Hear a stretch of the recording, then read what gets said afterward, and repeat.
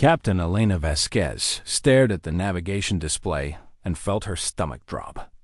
The numbers were wrong. Very wrong. The wandering star had jumped to the wrong coordinates. And now her colony ship floated in space it should never have entered. "Tell me that's a sensor error," she said to her navigator. Lieutenant Chun's hands shook as he checked his readings again. "No error, Captain. We're inside Dragon territory."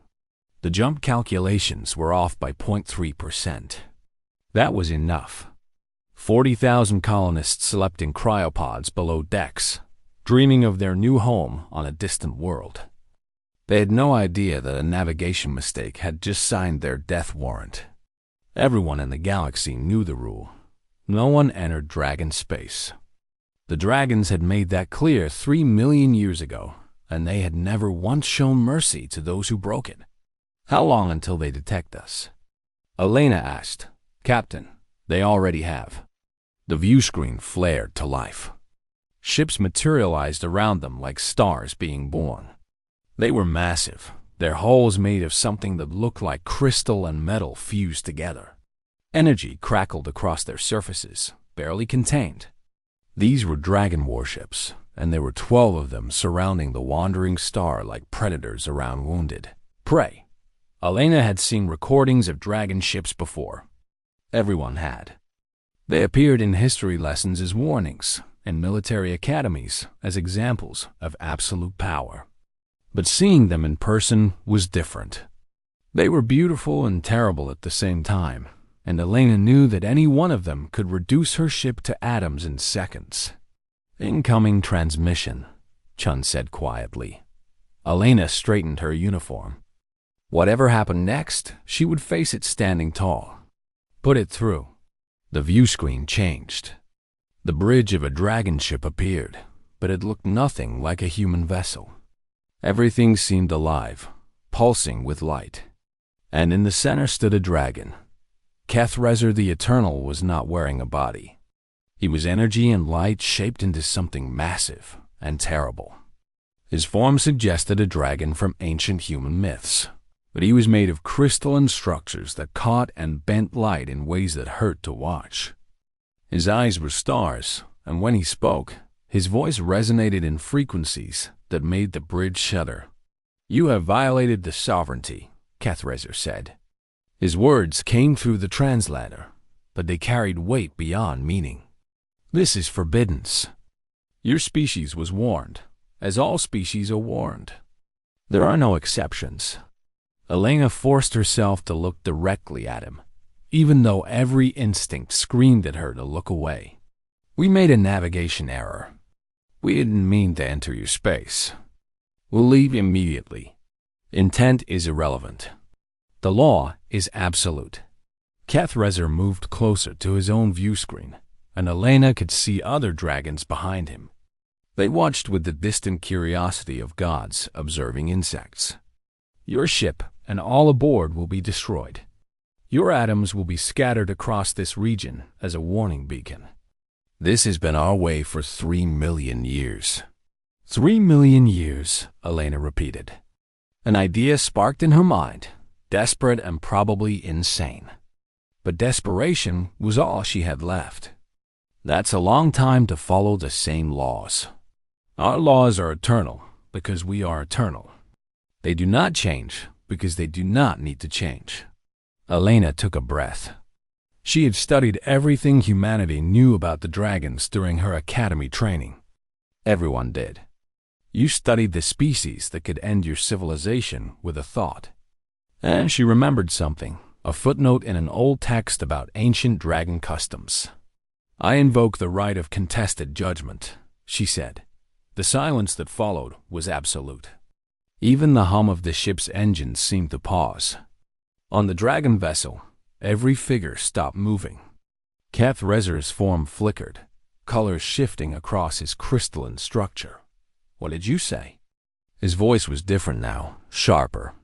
"The right of contested judgment. It's in your oldest legal codes. If a subject of dragon law believes a judgment is unjust, they can challenge the judge to single combat. If the subject wins, the judgment is overturned. That law has not been invoked in 2 million years. But it still exists, doesn't it? Elena pressed. Your laws are eternal. You said so yourself. They don't change. So that law still stands. She could see movement on the dragon bridge. Other dragons were communicating with Kethrezer, though she couldn't hear what they said. She had gambled everything on one hope.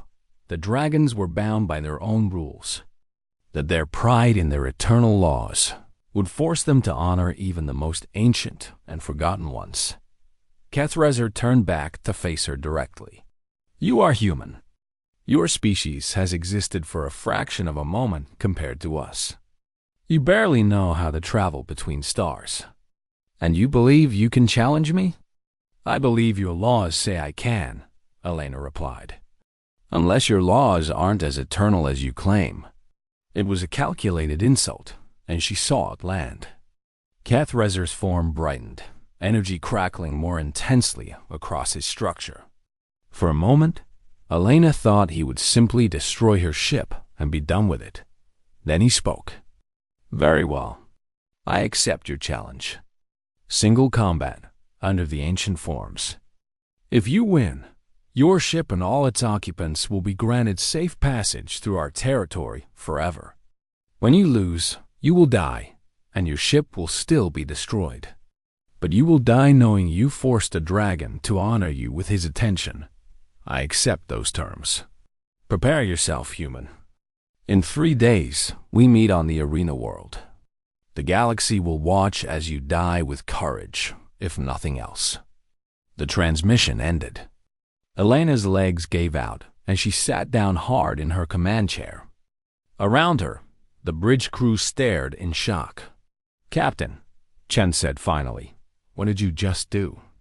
Elena looked at the dragon ships still surrounding them, close enough to fire but holding position. I bought us 3 days, she said. And a chance. Maybe not a good chance, but it's better than no chance at all. She stood up again, forcing strength back into her voice. Wake the military specialists from cryo. Get me everything we have on dragon physiology and combat capabilities. And somebody find me the oldest human myths about fighting dragons. If I'm going to die fighting a god, I'm going to make sure he remembers it. The arena world was a dead asteroid that the dragons had transformed for the occasion. When Elena's shuttle approached it, she could see that they had reshaped the entire surface. Massive walls of some crystalline material formed a circular arena 5 kilometers across. Gravity generators created an Earth-normal environment, and the whole structure glowed with captured starlight. She wasn't arriving quietly. Every species in the galaxy was watching. The dragons had made sure of that, broadcasting the challenge across every known communication network. To them, this was a demonstration, a reminder of their power. They expected Elena to die bravely, and they wanted everyone to see what happened to those who challenged dragon authority. Elena wore a powered combat suit, the best humanity had ever made. It was sleek and flexible, reinforced with reactive armor plating and equipped with jump jets, energy shields, and a built-in weapon system. Against most opponents, it would make her nearly invincible. Against a dragon, it might buy her a few extra seconds of life. Her small team had worked around the clock for 3 days. They had studied every recording of dragon combat, every myth and legend, every scrap of tactical information. The conclusions weren't encouraging. Dragons could manipulate energy at a fundamental level.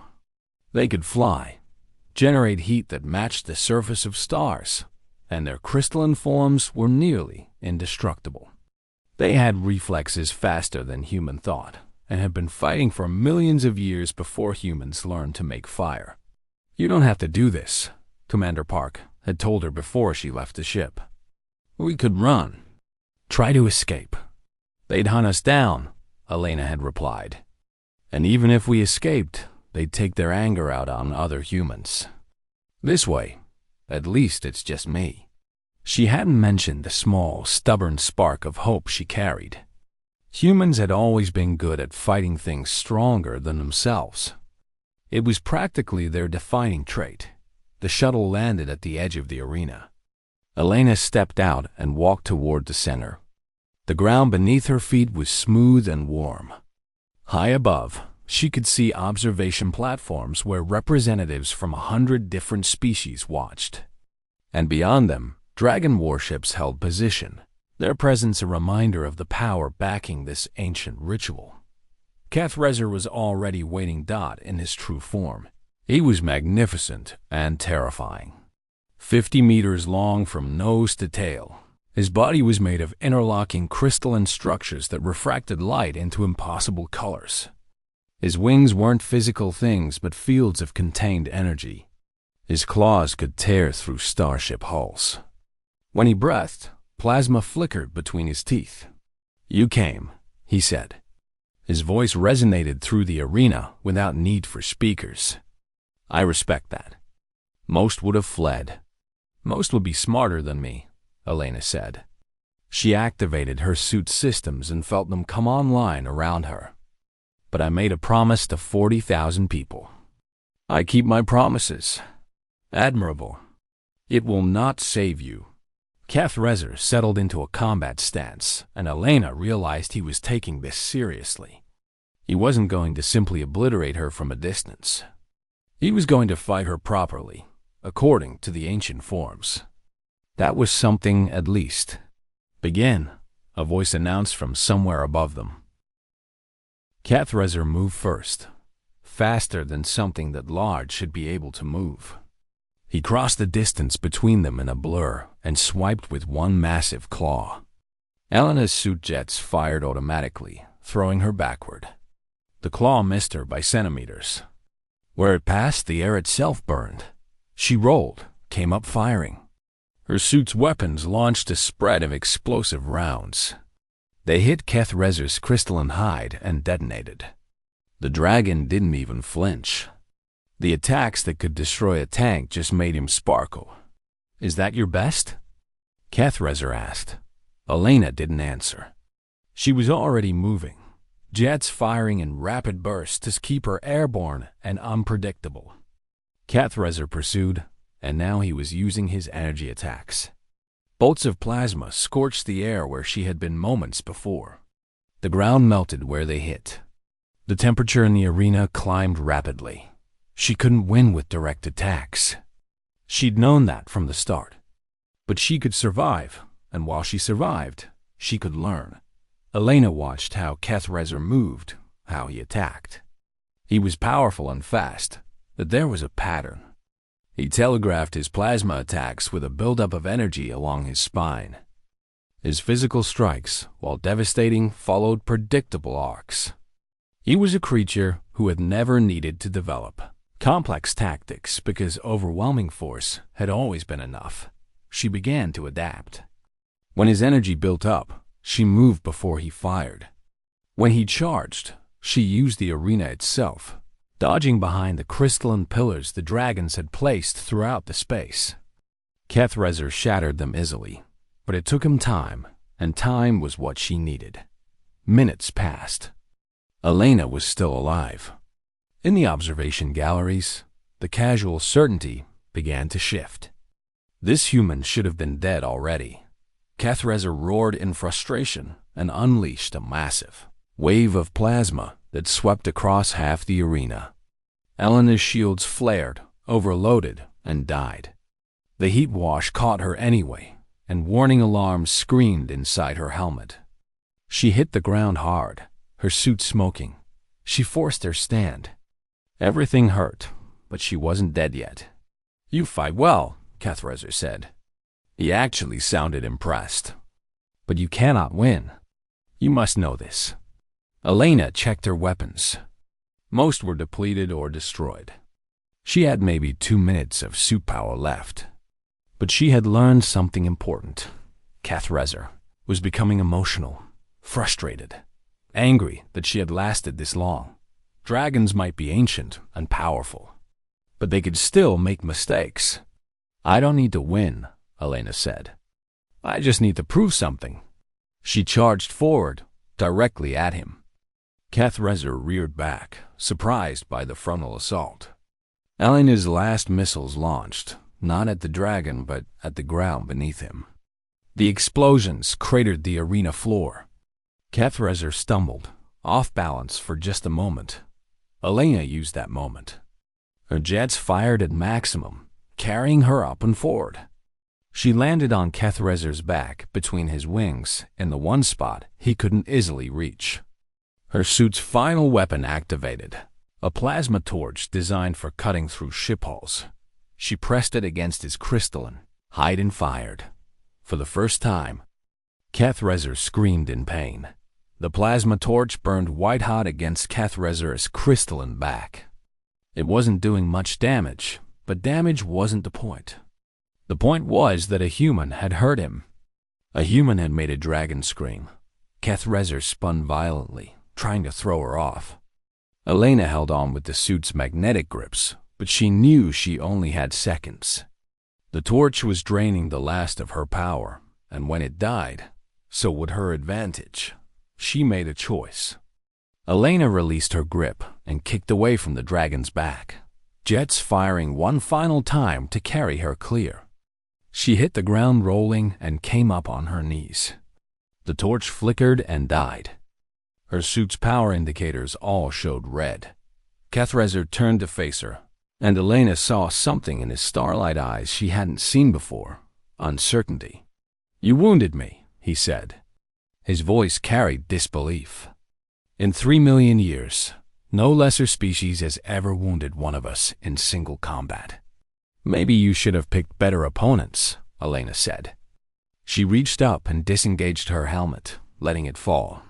If she was going to die, she'd do it breathing real air, looking her killer in the face. Kethrezer moved closer, but slower now, careful. "I could kill you now.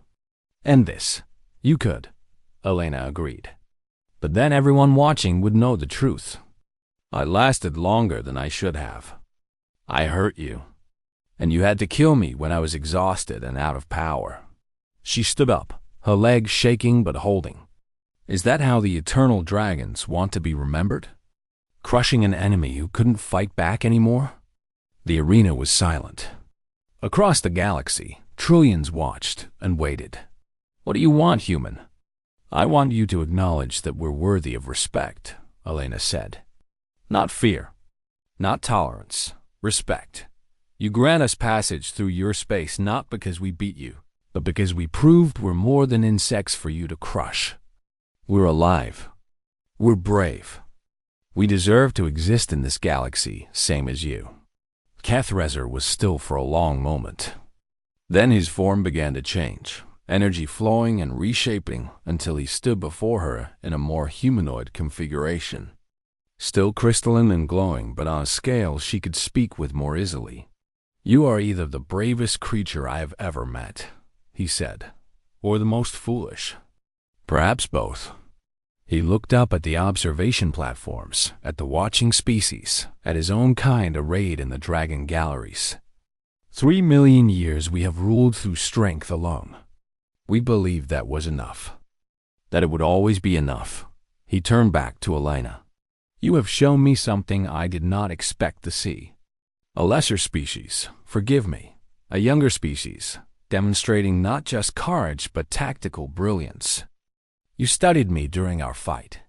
You learned and adapted. You made me doubt myself." His form flickered. "I have not doubted myself in eons. So what happens now?" Elena asked. "Now I make a decision that will change everything, I think." Kethrezer raised his voice so it carried across the entire arena. "I declare this challenge satisfied.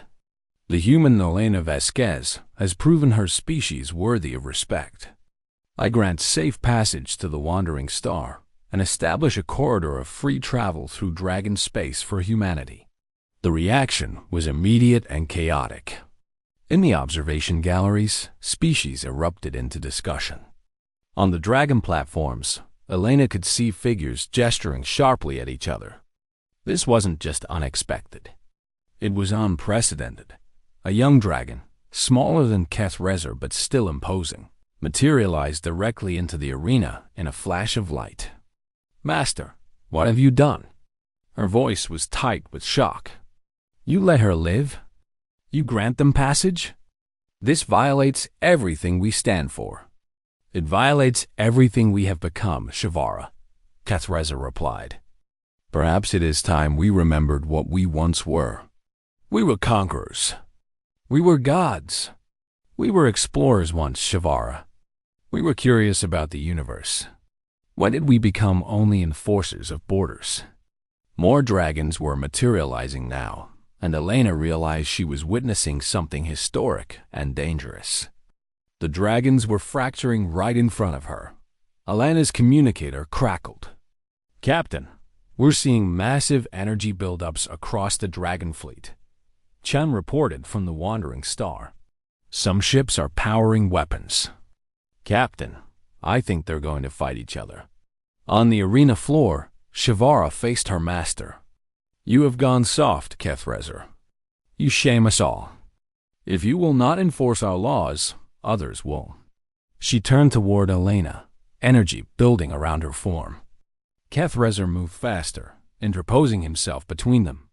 "You will not touch her. Then I will remove you first." The arena exploded into violence. Shivara attacked Cathreza directly, plasma and energy weapons tearing through the space they had occupied. Other dragons joined the fight, some supporting Cathreza, others backing Shivara. The careful ritual combat had become something else entirely. The beginning of a dragon civil war. Elena ran. She wasn't proud of it, but there was nothing she could do here except die. She sprinted for her shuttle while the sky above filled with energy weapons and the arena crumbled around her dot. She made it to the shuttle and launched, accelerating away from the asteroid as fast as her engines could manage. Behind her, the arena had become a battlefield. Dragon ships were engaging each other. Weapons that could destroy planets being fired with devastating precision. "Get us out of here," Elena ordered as soon as she docked with the Wandering Star. "Maximum speed. Anywhere but here." "Captain, we're receiving thousands of messages," Chan said, "from species across the galaxy. They all want to know the same thing. What just happened?" Elena collapsed into her command chair and watched the view screen as dragon ships fought each other with terrible beauty. "I think," she said slowly, "I just started a civil war." The Wandering Star jumped to safety, but Elena knew safety was temporary. She had broken more than dragon rule. She had broken the fundamental assumption that had governed the galaxy for 3 million years, that the dragons were united, eternal and unchangeable. Now the dragons were divided. And a divided dragon. Sovereignty meant the entire galactic order was about to collapse. Elena looked at the sleeping colonists in their cryopods, still unaware of what had happened. She had saved them, but she might have doomed countless others in the process. "Get me a secure channel to the Galactic Council," she said. "They need to know what's coming." 6 months after the challenge, Elena stood in a conference room that hadn't existed when she'd first broken dragon rule. The provisional assembly station floated in neutral space, built hastily by a coalition of species who realized the galaxy needed somewhere to talk before everything collapsed into war. The view screen showed the current situation, and it was grim. The dragon sovereignty had split into 3 factions. Cathreza led moderates who wanted to reform dragon society and engage with other species as equals. Shivara commanded hardliners who believed only total dragon supremacy could restore order. A third faction, the isolationists, had withdrawn entirely from galactic affairs, declaring that the dragons should abandon the universe to its own chaos. But the dragons fighting each other was only part of the crisis. With dragon authority fractured, old conflicts between other species had reignited. The Kresh and the Valoran were fighting over border systems the dragons had frozen in place centuries ago. Pirate fleets operated openly in regions that dragon patrols once protected. Trade routes collapsed. Colonies went silent, The galaxy is tearing itself apart, Admiral Zhang said. He represented Earth's United Defense Fleet, which had grown substantially since Alana's challenge. And everyone blames us. They say we destabilized everything. They're not wrong, Elena replied. She looked around the table at the assembled representatives. I knew challenging Kethrezer was risky. I didn't realize it would break the entire system. The system was already broken, said Ambassador Varix of the Tellan Union. His species had lived under dragon rule for 2 million years. It was just broken in a way we were used to. You showed us the cracks, Captain Vasquez. You didn't create them. That's a nice distinction when planets are burning, growled Warlord Kreshtok. His species was winning their war with the Valoran, and he didn't seem interested in peace. Elena had spent the last 6 months traveling the galaxy, trying to prevent it from tearing itself apart. She'd mediated disputes, negotiated ceasefires, and desperately tried to convince species that cooperation was better than chaos. It was exhausting, and she was losing. The truth was, she wasn't a diplomat. She was a colony ship captain who'd gotten lucky in a fight and unlucky in everything that followed. We need a new system, Elena said. The old one is dead. We can't restore dragon supremacy even if we wanted to. But chaos isn't working either. What do you propose? Varix asked. Elena pulled up a document she'd been working on for weeks. The Compact of Sapient Species. A real federation where every species has representation. Where laws are decided by consensus, not enforced by might. Where even the dragons would be members, not rulers. Kreshtok laughed. You think the dragons will agree to that? To become our equals? Some of them already have, Elena said. Kethrezer supports the idea. He's been reaching out to other species, building bridges. It's why Shavara wants him dead. Speaking of which, Admiral Zhang said quietly, our intelligence says Shavara is planning something big. She's been gathering her faction ships in the Outer Rim. We think she's going to attack this station during the summit meeting next week. The room went silent.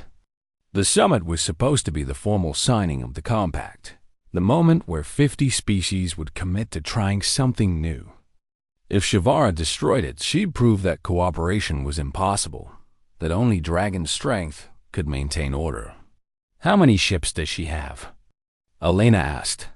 200 dragon warships, plus support vessels from species who've allied with her faction. We have to cancel the summit, Varix said. Move it somewhere else, somewhere secret. No, Elena said. If we run, we prove her point. That we can't stand together. That we need someone stronger to protect us. So what do? Elena looked at the tactical display. 200 dragon warships. It was impossible odds. But impossible odds were becoming her specialty. We defend the station, she said. And we asked Kethrezer for help. The next week was a blur of preparation. Species sent ships to defend the station. Everything from massive Talon battle cruisers to small human frigates. It was a fleet thrown together from dozens of different militaries that had never trained together. Their tactics didn't match. Their communications protocols were incompatible. They were the perfect symbol of the compact, diverse, chaotic, and trying their best. Kethrezer arrived 3 days before the summit with 20 dragon ships. It wasn't nearly enough to match Shavara's fleet, but it was a statement. Some dragons chose cooperation over domination. Elena met him in person for the first time since the arena. He had adopted a smaller form, only 3 meters tall, more suitable for walking on station corridors. You started something neither of us expected, he said. I keep hearing that, Elena replied. Kethrezer, can we win this? Can we actually stop her? Win? Perhaps not. But we can make a stand that matters. His crystalline form pulsed with light. Shavara believes the power must dominate. We will show her that power can also protect. That strength can serve something greater than itself. The summit began despite the looming threat. Representatives gathered in the assembly chamber, a vast space with seats arranged in circles rather than hierarchies. No one sat above anyone else. It was symbolic, but symbols mattered. Elena was giving her opening speech when the attack came. Alarms screamed through the station. On the view screens, Shivara's fleet emerged from jump space, weapons already firing.